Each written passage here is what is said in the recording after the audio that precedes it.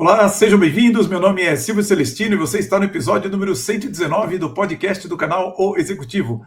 O nosso propósito aqui é aumentarmos a sua musculatura executiva para que você seja cada vez mais um executivo classe internacional. E para isso, nós nos aprofundamos em temas como a gestão de pessoas, o equilíbrio de vida pessoal e profissional e, é claro, sobre negócios, sobre investimentos. Hoje o tema é importantíssimo. Vamos falar sobre liderança de alto impacto com foco em saúde mental e bem-estar. E nós temos a grande honra de receber Flávio Lettieri, mentor de líderes de alta performance com mais de 30 anos de experiência em desenvolvimento de pessoas. O Flávio, inclusive, ele é o autor do livro Ansiedade, Aprenda a Conviver com Ela e Equilibrar Bem-Estar e Produtividade. Aliás, um tema muito importante. Já atendeu mais de 500 empresas e treinou 5 mil executivos. Flávio, seja muito bem-vindo. Oi, Silvio, muito obrigado pelo convite. É uma honra estar aqui com você. Eu acompanho o teu conteúdo, eu vejo a qualidade do material que você entrega e, poxa, poder estar aqui hoje com você é um prazer, é uma honra. Muito obrigado mesmo. Olha, Flávio, a honra é toda minha, porque realmente eu vejo quantos executivos, quantos mentores como você nós temos no mercado, que às vezes não tem oportunidade de falar um pouco mais de calma, para a gente conversar assim, sobre temas que eu considero tão relevantes e que às vezes passam muito rapidamente, né, para as pessoas, que as pessoas acham que falar de liderança assim com 5 minutinhos, você pega uma dica aqui, acolá, e de repente você tem um livro tão importante que fala sobre um tema que eu considero que incomoda muito aos executivos e que eu gostaria de desenvolver bastante com você. Eu começo o seguinte, você tem 30 anos de desenvolvimento de pessoas, já atendeu mais de 500 empresas, eu queria saber qual que foi o momento assim decisivo em sua carreira que você resolveu focar em mentoria de líderes e de alta performance e nos 4 pilares de liderança. Silvio, eu não sei se você acredita no destino. Eu acho que foi o destino, porque a relação com a liderança ela faz parte da minha vida há muito tempo, desde criança. Eu sempre fui ligado ao esporte, e aquela coisa, você começa a jogar futebol, era o capitão do time, você vai crescendo, você está na escola, você tem aquela liderança, aí assumir depois o papel de líder nas organizações, então a liderança sempre esteve muito presente comigo. E aí, num determinado momento da minha vida, eu decidi empreender, seguir o caminho realmente de consultor, de mentor, e trabalhando muito com empresas, mas sempre com projetos vendendo para pessoa jurídica. E aí, em dado momento, eu estava numa indústria farmacêutica na época, e uma moça chegou para mim e falou assim, poxa, Flávio, eu queria tanto que você pudesse me apoiar nesse momento de carreira, eu vejo você falando, você não quer ser meu mentor? E o nome dela é Adriana, eu falei, Adriana, eu não sei nem como é que faz isso, né? Como é que faz? E aí, foi mais ou menos assim. E aí eu comecei a gostar desse negócio, porque quando você é mentor, você consegue ir além daquilo que é um treinamento, aquilo que é uma capacitação do mundo corporativo. Você consegue trabalhar de ser humano para ser humano. E eu gostei disso, né? E a questão da metodologia, ela foi um pouco consequência, porque o que eu entendo? Para você liderar, você tem que saber se comunicar. Não adianta. Se você não tiver a capacidade de falar e principalmente a de ouvir, fica muito difícil você liderar pessoas. Então, a comunicação é o primeiro pilar. Mas junto com a comunicação, você precisa também ter o equilíbrio emocional. Eu costumo dizer, Silvio, você não tem como liderar o outro se você não governa as suas emoções. Então, as duas coisas caminham juntos, comunicação e a nossa inteligência emocional. Até aí você lidera. Mas quando você fala de performance, de alta performance, eu acredito muito num negócio chamado rotinas, hábitos. É verdade. Faz o meu resultado não é o que eu faço de espetacular uma vez na vida, é aquilo que eu faço de maneira consistente todos os dias. Então eu passei muito tempo nessa trajetória, trabalhando com essas três visões, a comunicação, o equilíbrio emocional e as rotinas de produtividade. Até que aconteceu um episódio na minha vida que deu uma mudada em tudo isso. Daí nasceu o livro, inclusive, eu vou te contar isso com mais calma depois, mas eu comecei a entender a importância de uma 4ª dimensão, que é a nossa saúde mental. Então foi um pouco daí que surgiu toda essa trajetória, esse modelo de trabalho que eu tenho feito hoje, não só nas minhas mentorias, mas também com as empresas que eu atendo. É interessante, né, Flávio? Aqui a gente poderia falar por muito tempo cada um desses pilares, mas eu gostaria de destacar quando você fala da rotina de alta performance, né? Porque, de fato, muitas vezes eu percebo que as pessoas até querem chegar a certas metas, atingir certos resultados e ter uma certa vida, mas desconhece a rotina necessária para atingir aquilo. Inclusive, você falou que você gosta de esportes. Eu sempre fui um praticante sofrível de esporte, mas sempre me metia a fazer tudo. Eu uso a seguinte metáfora, né? Quando alguém, mais ou menos assim, diz, olha, eu quero ser tenista, ou melhor, eu quero jogar tênis, eu falo, olha, se você quer jogar tênis, se esse é o seu desejo, vá jogar no clube. Não se meta a ser tenista, porque o tenista ele vai ficar 90% do tempo treinando, fazendo massagem no médico, voando, atendendo o patrocinador, e o percentual de tempo jogando tênis mesmo nos 365 dias são algumas horas ali, que é o que você assiste na televisão. Então, você conhecer a rotina de alguém de alta performance, por exemplo, é o que vai te dar a noção da realidade do que é a vida de alguém de alta performance, e isso vale, inclusive, para o executivo. Quer dizer, quando você imagina, por exemplo, o executivo que, vou dar um exemplo aqui, o CEO de uma Boeing, o CEO de uma NVIDIA, né? Você não imagina que ele tem uma rotina fácil, entendeu? Então, se você quer realmente chegar nesse topo, você tem que conhecer bem aonde você vai se meter para ver se você tem, inclusive, físico para aguentar isso, né? Que não é só a parte mental, é a parte emocional, tem que ter físico, tem que ter um desejo muito grande, né, Flávio? E eu acho que além do desejo, tem uma outra palavrinha mágica com a letra D também, Sim. Que é a disciplina. Disciplina. Se a gente não tiver a disciplina, você não consegue sustentar rotinas vencedoras, rotinas de alta performance. Porque é aquela velha frase, né? Você vê as pingas que eu tomo, mas não vê os tombos que eu levo. Mas se você não tiver a disciplina de treinar e treinar forte para qualquer coisa na vida, você não vai atingir alta performance, não tem jeito. E no mundo corporativo é a mesma coisa. Exatamente, e você ser uma pessoa disciplinada e isso não causar um sofrimento para você, porque a disciplina em si já é o sofrimento nela mesmo. Se isso começa a atrapalhar você em termos mentais, emocionais, você não vai conseguir fazer ela no longo prazo, porque você não vai conseguir ser CEO com um ano de trabalho. Você tem que construir uma carreira para que isso aconteça e você se mantenha lá com, vamos dizer assim, qualidade de vida, com todas essas questões que você mencionou, né? Exato, eu acho que não o esforço dolorido, ele não se sustenta por um longo prazo. É verdade, é verdade. E eu queria falar sobre o seu livro, né? Ele chama Ansiedade, Aprenda a Conviver com Ela e Equilibrar Bem-Estar e Produtividade, que, na minha opinião, de fato, é um tema muito relevante para os líderes, não só para eles, mas eu vejo que hoje a gente vive na prática, não sei se você vê dessa forma, mas praticamente uma crise de ansiedade com profissionais de todos os níveis com esse tipo de problema. E eu queria justamente saber qual foi a inspiração para você escrever sobre ansiedade e como ela impacta a liderança no dia a dia. Legal, legal. Obrigado pela pergunta. Eu até deixei ele aqui comigo, porque hoje esse menino aqui, eu tenho um carinho muito grande por ele. Legal. Olha, inclusive, Flávio, se você me permite, vou deixar um link aqui. Ele está na Amazon, esse livro? Está na Amazon, sim. Vou deixar um link, então, para a Amazon. Aliás, vou deixar um link também para o seu LinkedIn aqui embaixo, para as pessoas que quiserem te conectar com muito você. Muito obrigado. Mas me agradeço então muito, Silvio.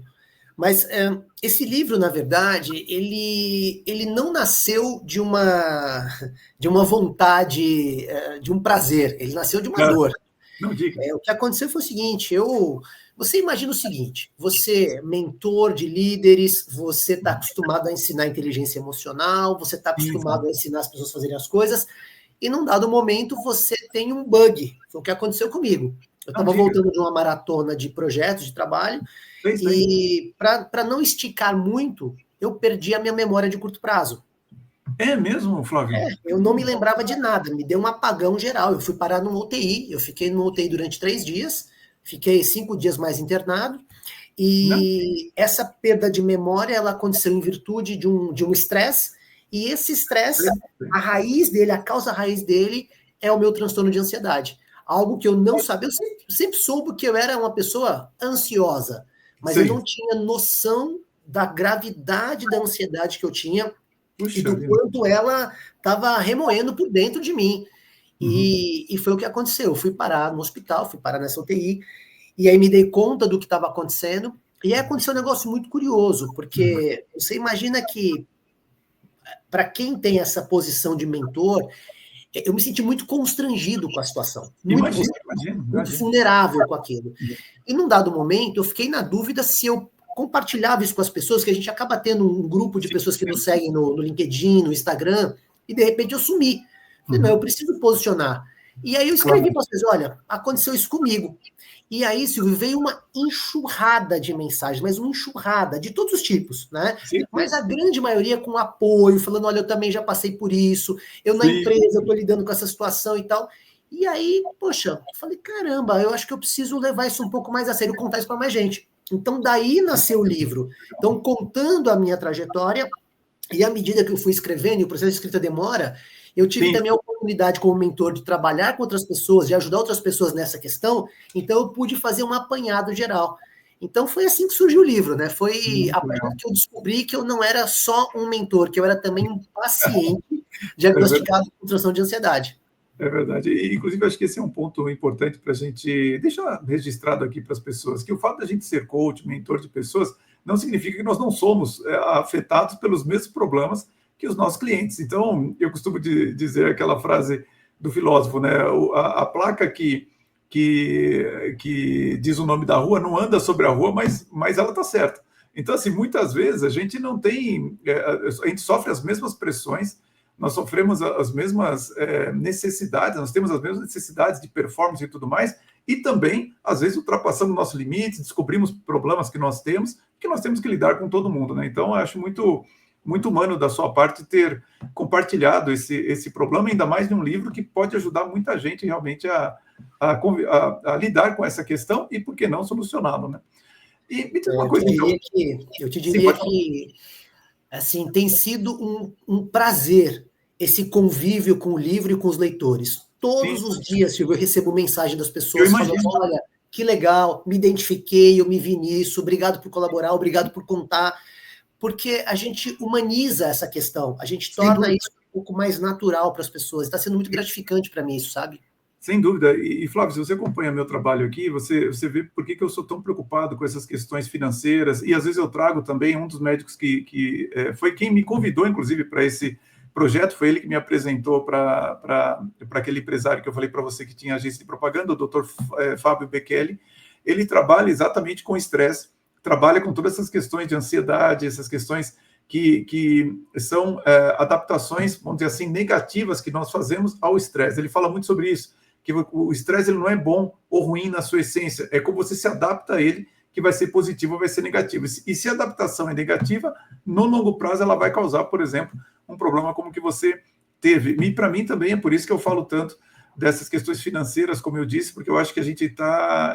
uma das consequências de você viver um período histórico com uma inflação persistente é que você tem que estar sempre enxugando gelo.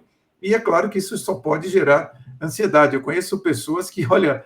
Flávio, imagino que você conhece também, são milionárias e elas morrem de medo de ficar sem dinheiro, entendeu? Eu falo, bom, eu também com esse dinheiro que perde valor ao longo do tempo, a gente não tem como não ficar realmente ansioso. E aqui a gente tem uma preocupação muito grande, e vamos falar mais ainda sobre esse tema, mas a gente tem uma preocupação muito grande com a questão da liderança. Eu queria saber qual que é o seu estilo de liderança e se você tem algum líder do presente ou do passado que você admira, que você usa como referência. Nossa, muitos, mas vamos lá, vou procurar manter o foco aqui. Claro, com certeza. Eu sempre tive um modelo de liderança bastante assertivo, diretivo. Eu nunca fui aquele líder apoiador, eu nunca fui aquele líder inspirador, eu nunca fui aquele líder empoderador. Eu sempre gostei de falar, ó, gente, bora pra cá, vamos juntos. E com uma comunicação firme que faz as pessoas me seguirem. Então, a liderança é muito pelo exemplo. Então, isso foi sempre a minha vida. O que aconteceu com a maturidade? Com a maturidade, com o coaching, eu comecei a aprender a direcionar as pessoas de uma forma mais inteligente, que é fazendo perguntas. Então, isso acabou acontecendo. Mas nós sabemos, né, nós como coaches, como mentores, que quando você faz as perguntas certas, você leva as pessoas para os caminhos que são necessários. Então, eu continuo sendo esse assertivo, diretivo, mas eu acho que hoje de uma forma mais inteligente e dando mais voz para as pessoas. Eu aprendi com a maturidade a falar um pouco menos e a ouvir um pouco mais. E as perguntas ajudam muito, né? Agora, líderes que me inspiram, eu gosto muito desses líderes que têm um propósito por trás da sua liderança. Então, quando você pega um Mandela, quando você pega um Gandhi, quando você pega Martin Luther King, que tem uma liderança assim, de propósito, é muito bacana. Então, quando você pega, por exemplo, Luther King e diz assim, eu tenho um sonho, Ele não falou para as pessoas eu tenho um plano, ele falou eu tenho um sonho. Exatamente, uma inspiração. É legal, né? Mas eu gosto também de uma liderança como de Churchill, que tem aquela visão estratégica e uma capacidade incrível de tomar decisões impopulares, que eu acho que é uma das coisas mais importantes para o líder. Ele tomar decisões que não vão agradar, mas que precisam ser tomadas. É verdade. E eu preciso dar um crédito também para uma líder que eu gosto muito, que é a Jacinda Ardern, que foi primeira-ministra da Nova Zelândia. Por quê? Porque eu acho que ela tem algo que é fundamental hoje, que é essa autenticidade.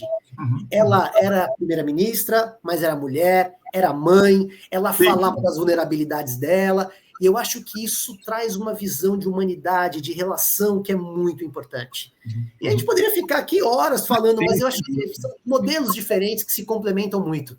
É verdade. O que eu tenho ultimamente, um tema que tem surgido muito para mim, que lembra, no caso, a liderança do Churchill, né, é justamente os líderes buscarem a verdade dos fatos, dos acontecimentos e liderar baseado nisso, né? Porque eu fico imaginando, né, como o Churchill conseguiu dizer a verdade para as pessoas do que seria a guerra, quando ele, naquele discurso, diz aquela frase famosa de que eu não tenho nada a oferecer, a não ser trabalho, sangue, suor e lágrimas. Você fala, puxa, ele está convidando as pessoas para uma guerra, para um evento terrível, e ele está falando a verdade, e você ouvir aquelas palavras, realmente você fala, puxa, eu vou com você, né? Você está dizendo a verdade, realmente vamos para a guerra. E eu acho isso muito difícil, porque hoje, com tantas restrições que nós temos aí na nossa linguagem, às vezes os líderes se perdem um pouco de ser capaz de dizer exatamente a verdade do que ele está propondo, do que ele está convidando para as pessoas. E aí entra muito essa questão que você mencionou da integridade mesmo, né? Da pessoa ser íntegra, e isso que vai ajudar muito a liderança a conduzir as pessoas, inspirar e ter, principalmente com um propósito elevado, como você também mencionou. Agora, me diz uma coisa, com relação ainda sobre o livro, né? Você discute estratégias para conviver com a ansiedade, né? Quais são as principais ferramentas que os líderes podem usar para equilibrar bem-estar emocional e alta produtividade em ambientes de pressão? Porque, de fato, né, Flávio, eu achei interessante, você colocou que ajuda o conviver com a ansiedade, né? Você não diz assim, solucionar a ansiedade, acabar com a ansiedade, você diz, olha, a ansiedade hoje é realmente um elemento que faz parte do cenário da liderança, não? Ótima pergunta. Vamos lá, que acho que aqui cabe uma reflexão um pouco mais profunda, Silvio. Vamos lá. Uma coisa que eu aprendi com a minha internação e com o meu pós-internação é que a ansiedade, ela não tem cura. Eu vou ser uma pessoa com transtorno de ansiedade para o resto da minha vida. Então, a única alternativa que eu tenho é aprender a conviver com ela. Ou eu vou ter uma convivência harmoniosa, ou ela vai acabar comigo. Ou ela vai me levar de novo para o hospital. Então, isso eu aprendi na dor. E uma coisa que eu aprendi muito legal também nesse processo pós-internação é que bem-estar e produtividade não é uma questão de uma coisa ou outra. É uma questão de uma coisa e outra. Quanto melhor eu estou, mais produtivo eu consigo ser. E eu aprendi isso na pele, porque o ano em que eu fui internado foi um ano em que eu trabalhei muito, ganhei dinheiro, foi muito positivo. Mas o ano seguinte, que foi o ano onde eu estava na minha recuperação e no meu reencontro comigo, foi um ano que eu trabalhei bem menos e ganhei bem mais. Eu ganhei bem mais. Por quê? Porque eu estava pleno, presente, centrado, bem. Então, eu aprendi isso, que uma coisa não elimina a outra, pelo contrário, elas se somam. E aí, o que eu faço, né? O que eu fiz através do livro? Quando você vai mergulhando nas histórias, eu sou um coach de formação. Então, uma coisa que eu adoro fazer é construir ferramentas. Ferramenta para a pessoa poder dar um passo adiante. Legal. Então, o livro, ele é um verdadeiro cardápio de ferramentas. Então, você tem várias ferramentas diferentes para diferentes contextos que a pessoa pode aplicar para ela no dia a dia, da maneira que ela quiser. Mas o que eu tenho tido de muito retorno? Algumas ferramentas simples, como, por exemplo, e eu vi, inclusive, que você tem um material muito bacana sobre isso, uma ferramenta para a pessoa aprender a dizer não. Porque quando uma pessoa não sabe dizer não, a chance dela ter uma ansiedade galopante é muito grande. É verdade, é verdade. Outra coisa que é o antídoto para a ansiedade, a clareza de propósito. Então, tem uma ferramenta para a pessoa conseguir trabalhar melhor o propósito dela e entender como que isso pode ser aí uma arma contra os gatilhos de ansiedade. Sim. Outra coisa que é mágica e que eu aprendi também, que me fez muito bem, me faz muito bem, a respiração consciente. Então, você realmente aprender a respirar e ter um protocolo, uma rotina, mais uma vez a rotina, produtiva de respiração para conter a ansiedade.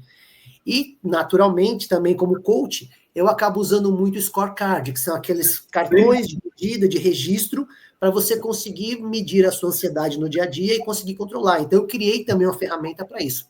Mas é como eu falei, acaba sendo um cardápio de possibilidades para a pessoa falar, poxa, isso aqui serve para mim melhor ou não, e aí cada pessoa usa do seu melhor jeito. E Flávio, me diz uma coisa, começando pela identificação, né? Quer dizer, como que uma pessoa pode saber que ela está com algum problema, a ansiedade dela está além do que seria normal pelo contexto que ela está vivendo? Legal.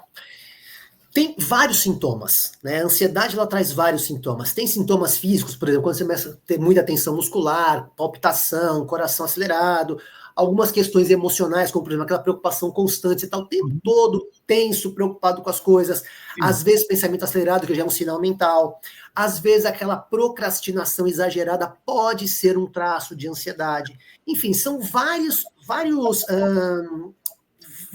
pontos que você consegue avaliar.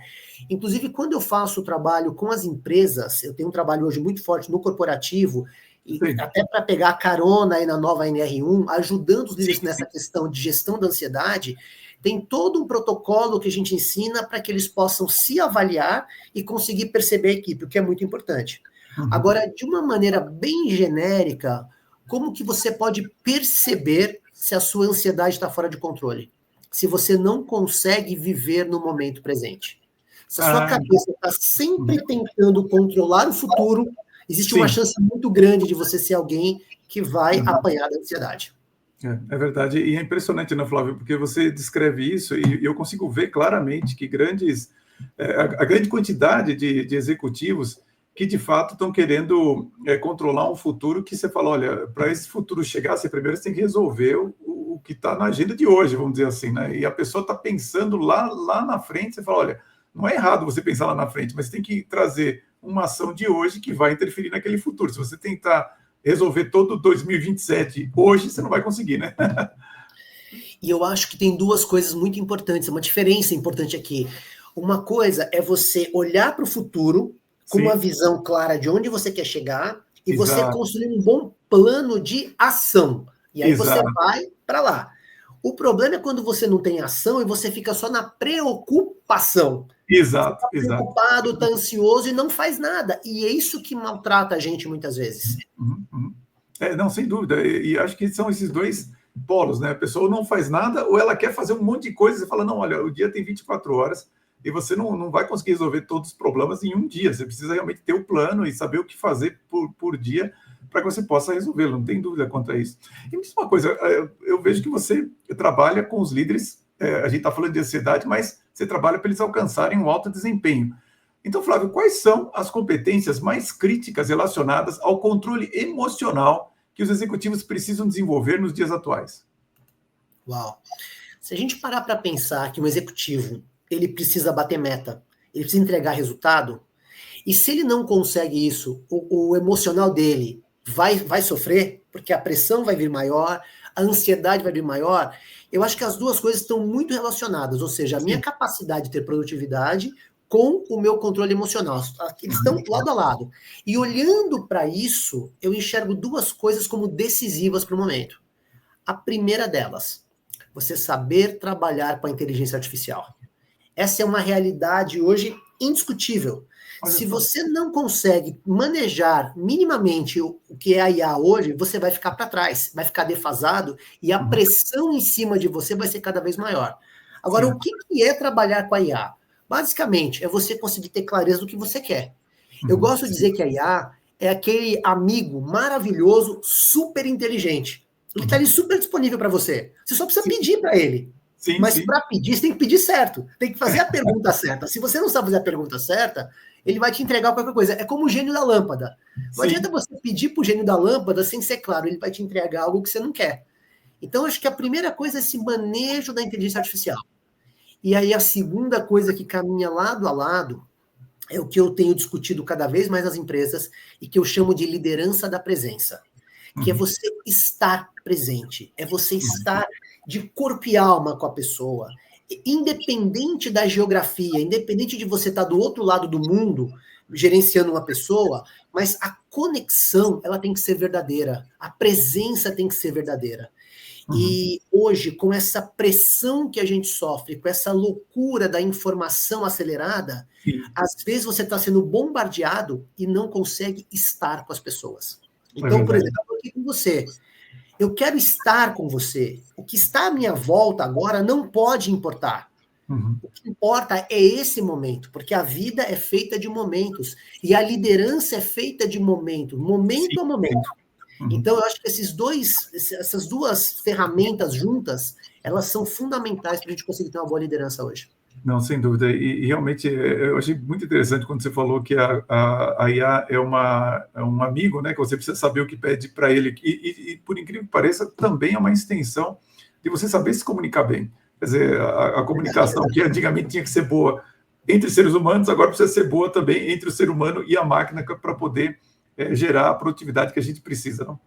E se a gente for pensar, Silvio, como eu tenho um Instagram muito ativo, um YouTube muito ativo, e as pessoas me procuram muito, se eu puder pegar todas as perguntas que me fazem, todas as dúvidas que as pessoas trazem para mim com as suas dificuldades, eu diria para você que 90% dos problemas envolvem a falta de clareza na comunicação e de alinhamento de expectativas. Imagino. 90%. A questão não é liderança, é relacionamento, é a questão de você saber falar com as pessoas, de saber ouvir, de saber entender, de saber dizer o que você quer. Então, agora imagina o seguinte, eu sou um líder, eu estou liderando uma equipe, se eu não consigo dizer para as pessoas o que eu quero delas, como é que eu posso pedir para a IA me dar alguma coisa, se eu não sei pedir o que eu quero? É verdade. E aí a gente entra num ponto importante, porque você fala muito sobre isso, né? Que a comunicação ela tem que ser eficaz e as rotinas de produtividade. Mas aí, nesse caso, como que a ansiedade interfere nesses pilares e como que os líderes podem superá-la para melhorar a comunicação e eficiência, já que isso é tão relevante para que a gente consiga gerar alto desempenho? Uau! Vamos lá. Eu acho que um dos primeiros problemas, quando você tem essa ansiedade galopante dentro de você, é que a sua comunicação ela perde muito da conexão com as pessoas. Eu estudo há muitos anos já a teoria dos conflitos. Há muitos anos que eu trabalho com esse tema, faço isso nas empresas. E é muito claro que quando eu estou no conflito, que é aquele estado interno, né? Eu sempre penso no conflito como um estado intrapessoal e não interpessoal. O outro ele pode ser até um gatilho para mim, mas o conflito é uma experiência que eu experimento dentro de mim. Entendi. Quando eu estou ansioso, eu estou, por excelência, no estado de conflito. Então, a ansiedade, ela bloqueia a minha comunicação porque eu estou em conflito. E aí, naturalmente, a minha produtividade vai cair. É difícil estabelecer rotinas que sejam inteligentes, que sejam sólidas, quando dentro de mim tem um turbilhão de emoções aí que realmente me dificultam, me impedem de conseguir me conectar com as pessoas. Então, sem muita demagogia, Silvio, mas assim, eu recomendo muito a leitura do meu livro, muito. E não porque é o meu livro, e não é só porque as pessoas estão me falando que estão tendo ganhos com o meu livro, mas porque foi um livro que nasceu de alguém que teve esse problema, que apanhou muito por isso, que se viu, apesar de todo o conhecimento teórico que eu tenho, bloqueado nessas questões de comunicação, apanhando da ansiedade, porque, cara, eu não consegui cuidar da minha saúde mental. E só uma curiosidade, nesse período que você estava, isso foi há quanto tempo que aconteceu com você, Flávio? Isso foi em 2023. 2023? Então foi no finalzinho da pandemia. Então. Por isso é muito recente para mim. Ainda estou convivendo e vou contar um negócio para você e para sua audiência aqui, Silvio. Sim, sabe qual é um dos meus maiores medos hoje? Sim. É ter uma recaída. Imagino. É um medo que eu tenho, que eu luto com esse medo, que eu estou abrindo meu coração para você aqui. Não, claro. Você imagina, você faz um livro, você conta para as pessoas e, de repente, você vai ter uma recaída. Isso pode acontecer. Claro, porque eu sou humano, eu sou vulnerável, por mais que eu não queira que isso aconteça, isso pode acontecer. Né? Porque toda a técnica que tem aqui, que está explicada no livro, ela só se sustenta se eu realmente estiver fazendo as minhas rotinas funcionarem.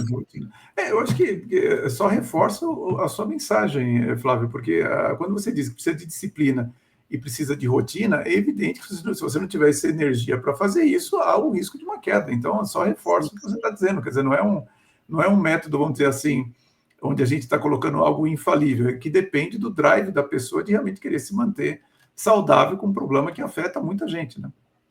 Eu estava te falando de uma das técnicas que eu ensino no livro, que é a questão do scorecard. Então, o que eu fazia, né, quando eu estava naquele período pós-internação, que eu falei, agora eu preciso me recuperar, que eu falei para mim mesmo, peraí, eu ensino tantas técnicas para as pessoas, deixa eu criar um protocolo para mim, e aí eu criei os meus protocolos, né? Então, todos os dias eu monitorava o meu nível de ansiedade e avaliava os principais gatilhos, e juntamente com isso tirava um aprendizado. Então a ferramenta basicamente fazia isso e eu ia me acompanhando. Só que, paralelamente a isso, eu fiz algo que foi um acordo com a minha esposa. Eu pedi para ela ser aquele elemento externo e me trazer o apontamento, porque a gente sabe que quando você se autoavalia, existe uma tendência natural da gente tentar contemporizar algumas coisas. É verdade. Então ela vinha muitas vezes e falava, olha, eu acho que essa nota sua aí não é um 7,5 não, isso aqui tá mais para um 5,5, olha isso. Então isso foi super importante. E eu criei um acordo com ela, que todas as vezes que eu saísse da linha, saísse de giro, ela pudesse me trazer. E cerca aí de um mês e pouco, ela me chamou e falou, vamos conversar? Você não tá bem, você precisa retomar algumas coisas. Então, nesse momento, inclusive, nesse período da minha vida, eu retomei o meu protocolo de respiração. Porque o que eu fiz no início? Eu coloquei o meu despertador para tocar 3 vezes por dia, para que eu tivesse 5 respirações diárias. A hora que eu acordo, no meio da manhã, no meio da tarde, início da noite, na hora de dormir. Então, 5 respirações, né? Tocou, eu paro, respiro e volto. Isso me ajudou muito no período de recuperação. E aí, com o tempo, naturalmente, eu fui esticando isso, então, uma respiração por dia, eventualmente num dia ou no outro. E agora, há cerca de um mês, eu retomei meu protocolo, porque eu tive uma queda.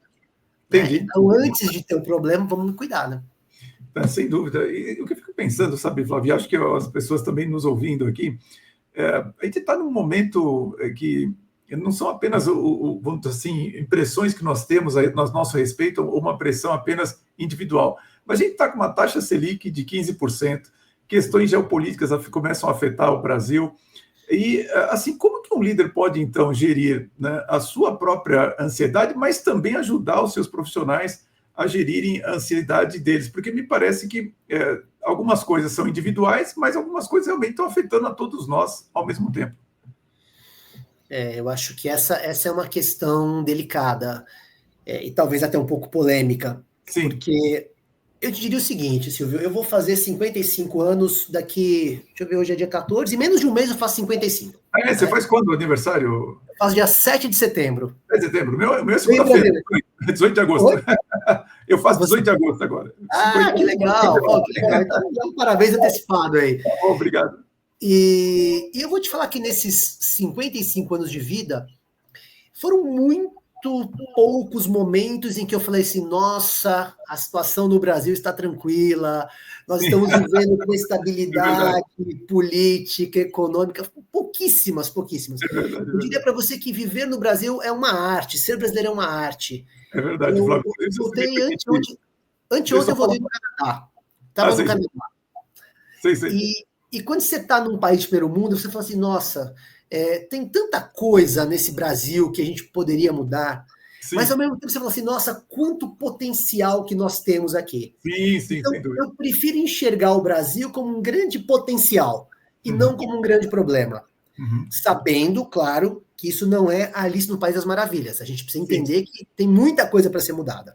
Agora, eu não controlo o que está fora. Eu controlo o que está em mim.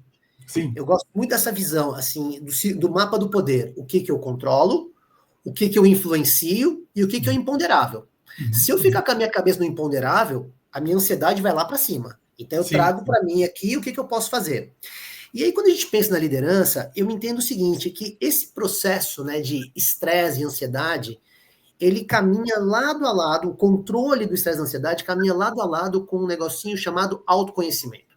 Quanto mais eu me conheço, quanto mais eu me percebo, melhores condições eu vou ter de lidar com o meu estresse. E aí a gente pensa num modelo que é básico no processo de transformação e desenvolvimento humano. É aquelas 5 etapas, né? Então, primeiro, a clareza do meu objetivo. O que eu quero? O que eu preciso fazer para engajar as pessoas naquilo que eu quero fazer? Então, por exemplo, eu tô ansioso, legal. O que eu preciso ter? Consciência. Opa, tomada de consciência, legal. Percebi que tem algo errado comigo.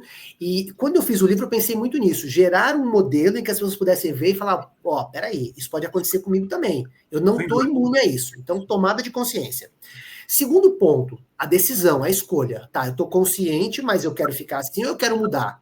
Entendendo que toda escolha tem um preço, aquilo que eu estava falando. Você decide alguma coisa, você quer alguma coisa, você vai ter que pagar o preço disso. Legal. Terceiro ponto, eu preciso dar o primeiro passo. Eu preciso fazer alguma coisa para começar. E o quarto ponto é você criar uma rotina. Então, no livro, eu trago tudo isso para as pessoas. Mas tem um ponto que eu falo, olha, eu posso te mostrar quais são os gatilhos, eu posso te dar argumentos para você fazer uma escolha legal, eu te dou técnica para você começar, te dou técnica para você manter. Mas a escolha eu não consigo fazer por você. É verdade. Então, eu diria que a escolha que a gente faz sobre a nossa vida e o que nós queremos da nossa vida, ele é um ponto decisivo. E a escolha que eu faço nesse sentido é, poxa, pera lá, eu não controlo o mundo lá fora. Dentro do que está ao meu alcance, o que eu posso controlar. E aí eu coloco meu foco. Sem dúvida. E é interessante isso que você está dizendo, né, Flávio? Porque pode ser utilizado, de fato, tanto pelo líder, mas ele também alertar os seus profissionais de que esse é o ponto que ele está na mão deles. Quer dizer, se a gente realmente for esperar as condições melhorarem, eu estava quase te interrompendo ali, porque eu lembrei de uma frase do Juca Chaves, que ele dizia assim, olha, a crise no Brasil começou em 1500 e vem até hoje, né? Então não existe um momento na história brasileira sem crise. Então, se a gente for esperar as condições favoráveis ou as condições serem ideais para nós não sermos ansiosos e está todo mundo calmo, a gente não vai esperar indefinidamente. Então, acho bem interessante isso que você está colocando, porque é um exercício prático, simples, que o líder pode fazer consigo mesmo, mas também ensinar os seus liderados a fazerem. Muito, muito importante isso. Eu estava conversando essa semana com uma gerente, eu vou fazer um treinamento para essa empresa na semana que vem, né? Sim. E ela está com muita dificuldade para engajar a equipe em algumas coisas, porque existem algumas políticas da empresa que não estão legais, ela está perdendo gente para o mercado, enfim, e ela precisa trazer uma cultura de equipe mais forte. E eu falei para ela, olha, só tem um caminho para isso. É a gente fazer um trabalho para que a sua equipe queira ser um oásis no deserto. Porque o que está lá fora, vocês não vão conseguir mudar. Não adianta a gente fazer um muro de lamentação e o pessoal fala, não, porque a empresa é isso, a empresa é aquilo. A pergunta não é essa, a pergunta é o que vocês podem fazer para que dentro desse ambiente de vocês trabalhem bem, que vocês tenham respeito entre vocês, para que vocês consigam ter uma performance mais elevada, colaborar entre vocês. Então, esse é o ponto, é o que dá para fazer. Sempre assim. Não, sem dúvida. E Flávio, olha, é interessante, né? Acho que você tem uma riqueza tão grande de conhecimento que eu nem vi o tempo passar aqui, então eu vou aproveitar. Ainda não acabou, mas assim, para fazer um convite para aqueles que estão nos ouvindo e nos assistindo, para se inscrever no nosso canal, porque daqui a pouco eu vou fechar o sinal, a gente vamos entrar na sessão que nós chamamos de conversa controversa. Se você é a primeira vez que está assistindo, é quando nós vamos falar de temas um pouco mais polêmicos e que nós não deixamos na plataforma aberta. Então, tem um link aqui embaixo. Não esqueça que tem um link também para o livro do Flávio, tem um link também para o LinkedIn dele, para você poder se conectar e se aprofundar nessa conversa aqui diretamente com ele. E, Flávio, a pergunta que me vem... Peraí, Silvio, conversa controversa, estou até com medo agora, hein? É engraçado, né? Eu falei assim, poxa, quando eu comecei a fazer esse podcast, ainda estava naquele momento que as redes estavam censurando certos temas, estava uma coisa bem complicada. E eu falei assim, pô, mas e aí como é que eu vou fazer para entrar em certos temas com as pessoas? E aí eu bolei esse nome, inclusive foi engraçado que um criativo de uma agência, ele achou interessantíssimo o nome da sessão, né? Conversa Controversa. Muito legal. Não é para matar ninguém, é só para a gente matar alguns assuntos aí que são importantes para falar. Mas eu tenho uma pergunta aí, já que a gente falou do líder, falamos de como ele pode usar isso, as suas técnicas para si mesmo e também para os seus profissionais. Mas quando a gente fala da empresa, como é que a gente pode criar até você mencionou, en passant, a NR1, né, que com essas modificações que vão entrar no ar, se não me engano, no dia 26 de maio de 2026, acho que no próximo ano. Isso. Como que a empresa pode criar uma cultura organizacional que, ao mesmo tempo, favoreça o bem-estar, favoreça essa saúde mental, mas não deixe de lado os resultados que, com certeza, vão ser cobrados também? Legal. Bom, como eu disse, eu acho que o resultado e a saúde mental, elas não são questões antagônicas, elas são questões que se somam. Sim. Eu diria para a empresa o seguinte: invista na capacitação da sua liderança. Líderes bons, competentes, eficazes têm muito mais condições de gerir a saúde mental das equipes do que um líder que está perdido, que não sabe o que fazer.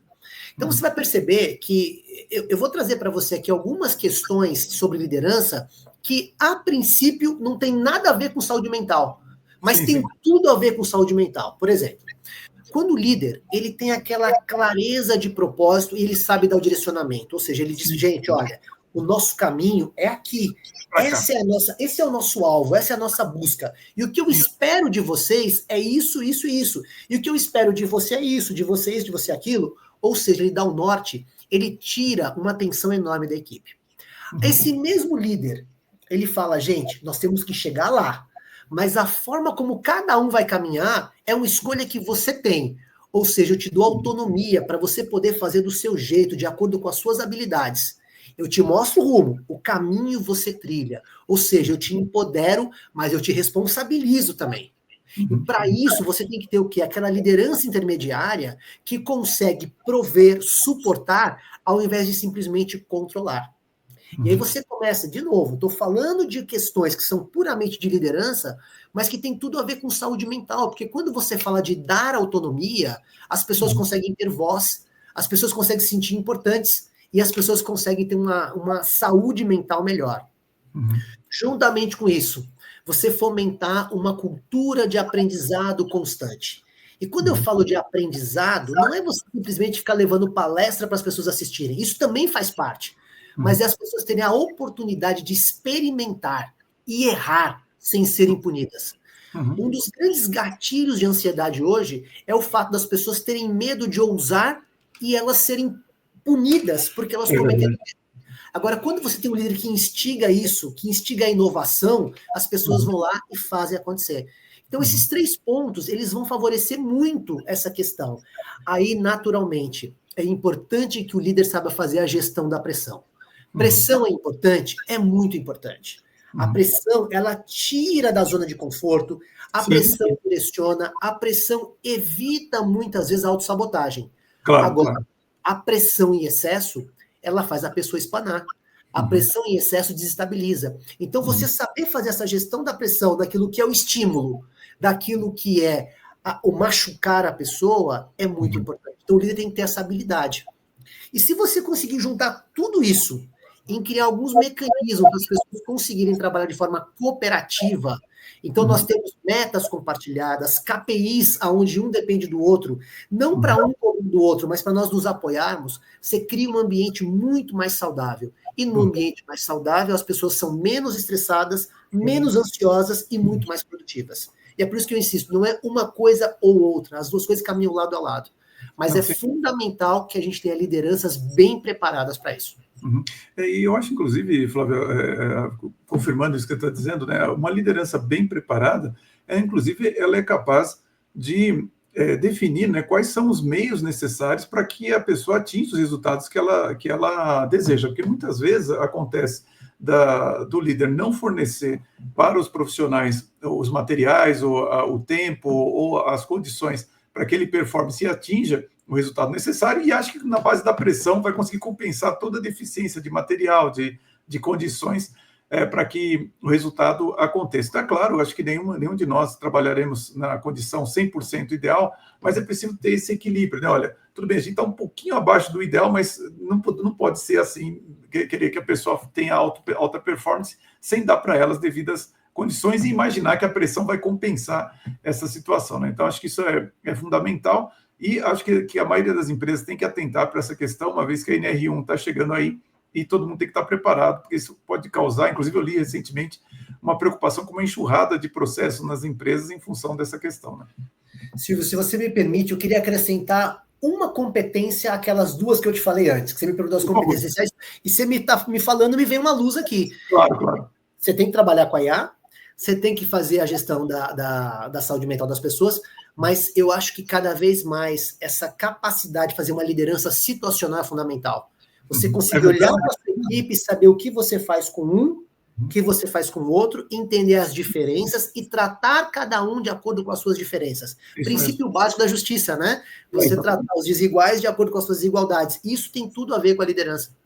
Sem dúvida, sem dúvida. E é um fator, uma percepção fundamental, porque realmente você consiga performar, inclusive demandar das pessoas a performance que ela é capaz de entregar, desde que você crie um mínimo de condições ali para ela ser tratada da forma como ela se sente melhor, no sentido de, olha, assim ela consegue performar com mais qualidade. Até porque, né, Flávio, eu vejo que essas novas gerações elas respondem muito mal à pressão, então a gente precisa influenciar mais, ter propósito elevado, enfim, é uma situação um pouco mais, que exige demanda um pouco mais do líder, né? E, Flávio, a minha última pergunta aqui, nessa parte aberta aqui, antes de mais nada, já quero agradecer e cumprimentá-lo pelo fato de você ter essa trajetória na qual você aproveitou, inclusive, as suas dificuldades para transformar em um conhecimento relevante para as pessoas. Eu admiro muito uma pessoa conseguir fazer isso. E o nosso canal ele é para executivos, mas também para quem quer ser executivos, quer liderar. E se um jovem estiver assistindo aqui a gente, quer saber, poxa, achei interessante o que o Flávio disse, qual é a sua orientação? Alguém que está começando a carreira e que gostaria de ser capaz de, às vezes, ser mentor de executivos ou ser executivos e ter uma trajetória tão inspiradora quanto a sua? Poxa, que pergunta boa. Eu diria para esse jovem o seguinte: assuma o seu papel. Ser líder significa assumir responsabilidades. Você tem o bônus da liderança, mas você tem o ônus da responsabilidade e não é pequeno. Eu acho abominável quando um líder ele fala, porque a minha equipe não entrega, porque a minha equipe não faz. Poxa, se é a minha equipe, é a minha responsabilidade. Então, primeira coisa, assuma que ser líder é assumir a responsabilidade, inclusive pela deficiência da sua equipe. Ah, mas não fui eu que montei a minha equipe. Quantos líderes no mundo real conseguem montar as suas equipes? Equipes são construídas e faz parte do papel do líder construir essas equipes. Então, a primeira coisa é essa: assuma o seu papel, não terceirize responsabilidade, assuma. Mas, junto com isso, priorize a saúde mental. Priorize a sua saúde mental e a da sua equipe. E cada vez mais, porque esse assunto é um assunto que não dava para esperar mais. Isso é fundamental. As pessoas não são máquinas. As pessoas, elas são de carne e osso. A relação do líder com a pessoa, do líder com a equipe, é sem dúvida o fator crítico de sucesso mais importante em qualquer organização. Seja para o resultado, seja para a saúde mental, seja para a empresa ser um lugar bacana para se trabalhar, seja para qualquer coisa. As pessoas não se demitem das empresas, se demitem dos líderes. É verdade. Então, saber disso e assumir esse papel de protagonista. E eu diria ainda uma última coisa para esse líder. Sim. Use o princípio do 2-1. O mundo te deu 2 ouvidos e uma boca. Fale menos e escute mais. Eu tenho um filho, Silvio. Meu filho tem 23 anos. Olha só. E tem uma coisa que eu admiro demais no meu filho. Ele nunca foi aquele cara que foi o bom contador da piada. Sim. Mas ele é um cara excelente para rir da piada dos outros. Você aprende a rir da piada dos outros, o mundo se abre para você. É verdade. Para você contar boas piadas sempre é muito difícil. Você vai ter que ter um repertório muito vasto. Mas quando você está aberto para rir da piada do outro, sempre vai ter alguém querendo te contar uma piada. E você vai ser sempre muito importante. Então, assim, o líder não tem que querer brilhar. Ele tem que fazer a equipe brilhar. Esse é o grande segredo.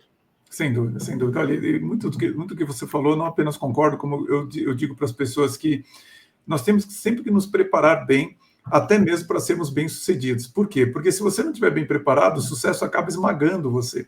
Então, se você tem métodos, se você tem a rotina que você falou, se você se comunica bem, então, com certeza, quando você chegar no topo, você vai ter a energia, as condições para conseguir realmente gerir de maneira apropriada e ser o líder que as empresas precisam, principalmente no momento em que eu acho que as condições de contorno são tão complexas, né? Porque você tem que dar resultado, mas tem também as perspectivas ESG e tem também agora essa NR1 modificada que está vindo por aí. Então, as condições de restrição, de contorno, são muito grandes e você, portanto, precisa ter cada vez mais conhecimento, habilidade, métodos para poder realmente chegar no resultado. E, Flávio, olha, eu queria...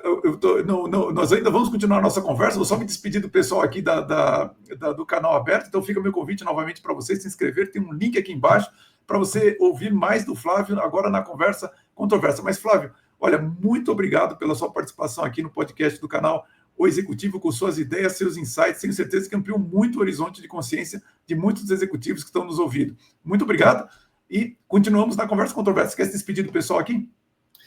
Quero primeiramente agradecer pela gentileza com que você me tratou o tempo todo aqui, pela generosidade com que você conduziu a nossa entrevista, a nossa conversa, nosso podcast. Você foi muito gentil, você foi extremamente acolhedor, eu me senti em casa aqui, então muita gratidão mesmo. E eu quero deixar um abraço a todos que nos assistiram, muito obrigado pelo tempo de vocês, obrigado por disponibilizar a energia de vocês para nos acompanhar. Então, só gratidão. Muito obrigado, Flávio. E, novamente, não esqueça, o livro dele está aqui embaixo, um link, o canal, o LinkedIn dele também, para você continuar essa conversa com o Flávio. Então, meu agradecimento a vocês aqui nesse nosso episódio. Quinta-feira que vem, mais um episódio do podcast do canal O Executivo. Um grande abraço a todos e agora continuamos na Conversa Controversa. Flávio, na Conversa Controversa aqui a gente está conversando com um público que assina o nosso canal. E eu queria começar perguntando para você o seguinte: a gente acabou de passar, né, ainda estamos sofrendo os efeitos do que aconteceu na pandemia, onde as pessoas ficaram em home office, ficaram trabalhando sozinhas, online, como nós estamos agora. Tudo isso piorou muito essa questão, não apenas da ansiedade, mas também da saúde mental das pessoas.